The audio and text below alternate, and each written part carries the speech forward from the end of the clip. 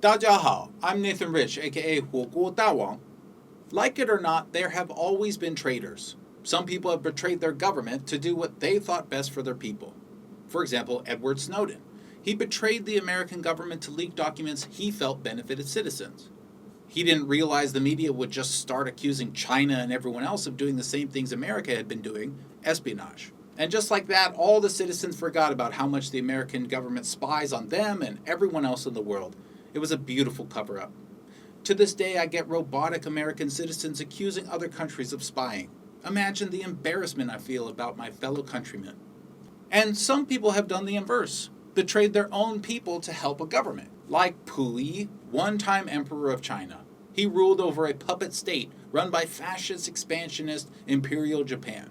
Whether he truly had a choice or not is another question, but the fact is it was certainly treasonous. His story is fascinating, actually. But there's another kind of traitor that's worse in some ways, at least more repellent, like Kurt Chew-Een Lee. When the United States invaded Korea, China stepped in to push back on the extreme interventionism, and let's be honest, to support the communist movement taking place. The US continued its Asian invasion and used Kurt Chew-Een Lee, a Chinese man, against his homeland. He was known for shouting out in Chinese. His brothers from China would be disoriented, sometimes even trying to rescue him, thinking he was injured. Then he and his fellow American soldiers would kill all the Chinese soldiers who tried to save him. Some people consider him to be one of the most vile traitors in history, and it's really hard to argue with that. There's another category of traitor worth mentioning, a more modern form of treacherous villain.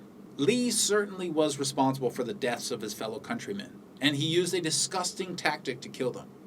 But imagine if there were Chinese people risking more lives than that. Many more lives. I'm talking, of course, about the new fascist clique led by Ho.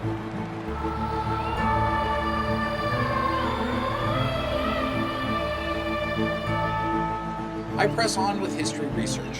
Yes, it really takes this long to get even a cursory knowledge of recent Chinese history.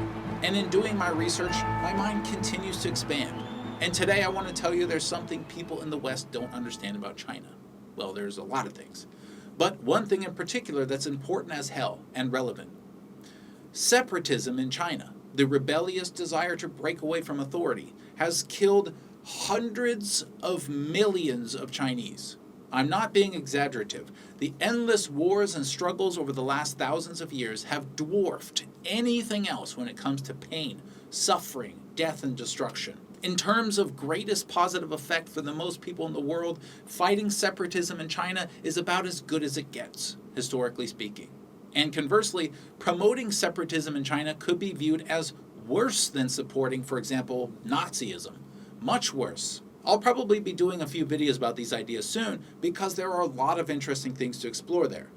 Nothing good comes from separatism in China, ever. Again, I'm speaking from the perspective of someone who has been digging through the history. And speaking of Nazis, the average alt-left person in America is trying desperately to extinguish neo-Nazis. But there's something far worse, which they could see if they would only break out of their Eurocentric bubble. Even just the widely documented deaths from Chinese separatism absolutely overshadow all of World War I and II combined. It's not even close.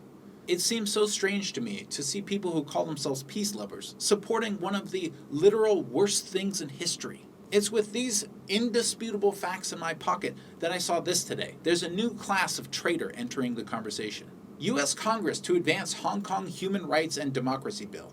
If you've seen my videos before, you can guess the first thing I'm going to ask. Why is the U.S. dealing with anything related to Hong Kong? Hong Kong is part of China. Why would a country from another continent be passing laws about an Asian city? What the hell? What traitor could be instigating this anti-Chinese movement? Denise Ho is a former celebrity turned right-wing activist. After her music career fizzled out, she came out as a lesbian. And as far as I can tell, literally no one at all cared. Unwilling to let the spotlight go, she first started publicly breaking laws back in 2014. You know, it's very strange because I got into legal trouble when I was a young man. Then I outgrew it. My experiences in life caused me to break out of that trap. I don't commit violence. I don't encourage it. I don't support crime. I support stability and peace and progress. I'm an old man just trying to talk about things and see how we can all get along better. Yet this Ho character, also known as, and I'm not kidding here, Hawk has gone the other way. Hawk was a peaceful person, apparently, and slowly grew into supporting violence and crime. Being a protester against peace and unity is one thing, but recently she graduated from street-level crimes to treasonous international collaboration. Think I'm going too far? Am I just spouting inflammatory rhetoric? That's because you really haven't thought this through. More on that in a minute. Joshua Wong, another anti-unity activist from Hong Kong, has teamed up with Hawk Ho. And Wong Ho Hawk have teamed up with Nancy Pelosi, an American politician. I haven't heard why Pelosi suddenly betrayed her left-wing ideals and got on board with this bizarre fascist bill. Nor have I seen much protest from her constituents for some reason. But let's back up. What is so bad about this bill anyway? I mean, it's all about freedom, right? Well, I don't know. What is freedom? I believe in freedom of sovereignty. Countries have a right to their own governance and destiny. Do you believe in this or not? Do you believe that people in this world have freedom to their own cultures, their own governments, and their own experiences? Or do you think they're all just ignorant peasants waiting for you to show them the correct way to live? Are you saying you love other cultures while you push to extinguish them? Or do you actually love and respect them? Because honestly, I'm sick of hearing people pretend to stand up for other cultures while pushing for international colonialism. I believe that China deserves freedom of destiny and freedom of culture. I believe the Chinese people should be free to hold their borders as securely as they choose to. I believe the people in the government are aligned on the direction of the country. I believe that no other country should interfere in China's sovereignty. And I also believe that no amount of protests in any single city is enough to negate these beliefs. The overwhelming majority of Chinese people support the progress of their country and the direction they are headed in. Hong Kong rioters want to become a puppet state to the West. They want a revolution. But there is no revolution. There is no movement against the current trajectory. And that has nothing to do with Facebook being banned or whatever other stupid excuses I hear from people. It has to do with the 100% proven facts of how real revolutions work. Read a book, or better yet, just think about it yourself. Low quality of life and active oppression are the primers. Stagnation, economic depression, class division, disunity. Those are sources of revolutions. China is experiencing none of those things. The people are content, and when they look around, they see improvements in quality of life. They see so much positive change in such a short amount of time, it's actually shocking. Talk to one young city person in China. She's all over the internet. Fashion brands, metropolitan life, lattes and purses that cost too much. She's living in luxury. What about her parents? They were workers. They used their hands to raise food from the ground. They toiled and worked in an industrious world now evaporating like a puddle in a field. But their parents fought in wars, survived famines, political turmoil, and just about everything else you could possibly imagine. The last few hundred years have been harder on China than any other country, and that is a fact. And yet the last many decades have been a skyrocket to success in every way measurable. This is what whining fascists don't seem to give a damn about.